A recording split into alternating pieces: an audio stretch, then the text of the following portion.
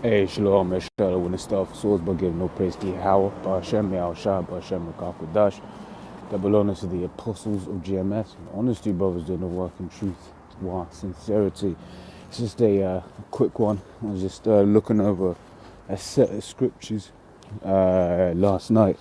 I basically saw a quick topic I can get into, and that is why must the Edomites, right, known today as predominantly the so-called white man, so-called white people, the man, his man, him and his woman, right?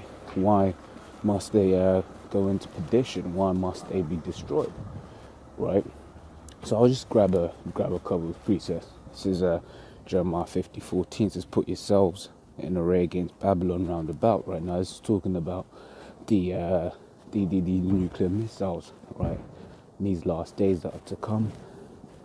Right, it says, "All ye that bend the bow, shoot at her, spare no arrow." So all of these nations that have nuclear missiles, right, they're going to shoot, right, and they ain't going to spare, they ain't going to hold back, right? You always see wherever you go. I mean, you get to take a city like London, everywhere they're building, man.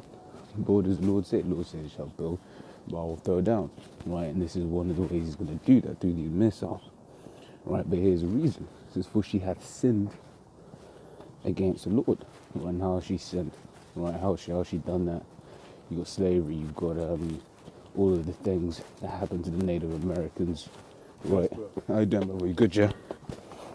Yeah, you have all of those things that happened, right?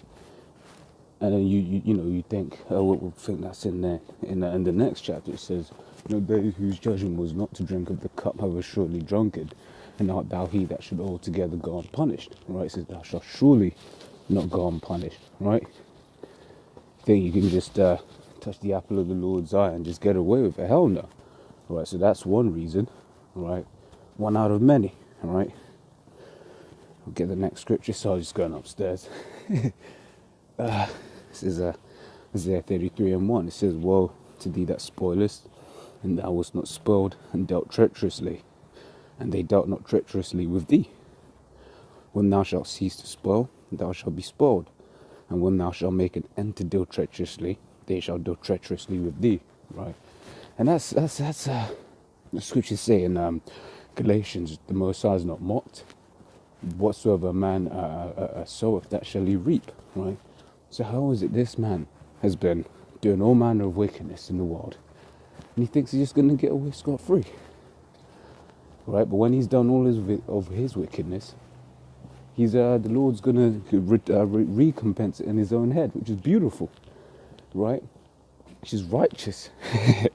Scriptures in 2 Thessalonians 1:6 says, "Surely it is a righteous thing to recompense tribulation to them that trouble you." It's talking about the children of Israel. All these nations have troubled us, and the Lord is going to recompense them for that, right? This is Ezekiel 25:12. "Thus saith the Lord power, because that Edom hath dealt against the house of Judah by taking vengeance, and hath greatly offended and revenged himself upon them," right? "Therefore thus saith the Lord power, I will also stretch out my hand upon Edom, and will cut off man and beast from it, and I'll make it desolate from Teman, and they of the Dan shall fall by the sword," right? So because these Edomites dealt with the children of Israel as such, right, the Lord's going to bring it back on their own head, right? See, they thought the Lord was with them, right? They've done all this wickedness over the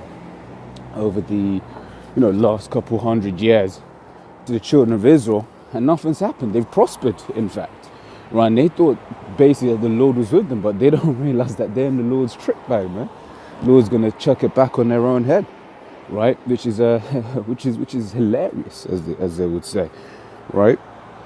It says, "And I will lay my vengeance upon Edom by the hand of my people Israel, and they shall do in Edom according to mine anger," right? So the Lord's gonna have to put his anger on us, man, right? Because at the end of the day, right now we in this flesh, right? And what does the scripture say? And I mean, in fact, and that's even talking about the children of Israel, right? In Ezekiel 9:4, it says, "Go through the city and smite old and young, maids and little children," right? And that's in reference. It says, "And start at mine sanctuary." So start with the children of Israel, right? But then this is going to have to happen on these Edomites as well. And it's, it's that thing of little children right now. Hey, let's be real.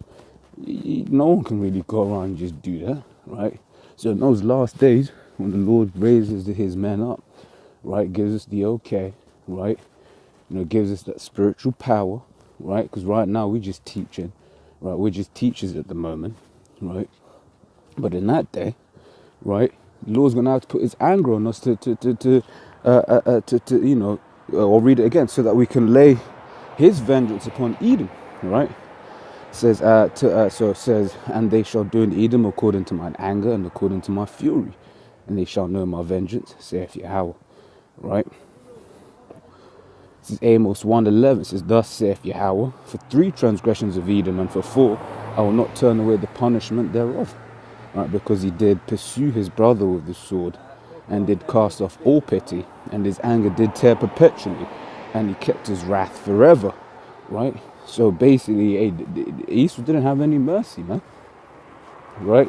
Even unto this day, the way he treats Jake and all of that, but Jake is a compassionate people, which once again, going back to the scripture we read in Ezekiel, that's why the Lord's going to have to put his anger upon us, right? Because for the most part, we're compassionate people, man. We would have got to a point where we were like, look, man, yeah, it is enough, all right? But Esau, he didn't. He carried on, and he carried on, right? Because he sold his birthright like a little bitch, right? And he started crying about it like an even bigger bitch, right? He's not a man of integrity, right? And, you want to get technical, it was never his anyway. You read back the story of Genesis 25, what does it say? It says, the elder shall serve the younger. So even before they were born, it was destined to be that way, right? You might have your your scoffers try to say, Jacob stole the birthright. It was his to begin with. It was his through the Spirit, right?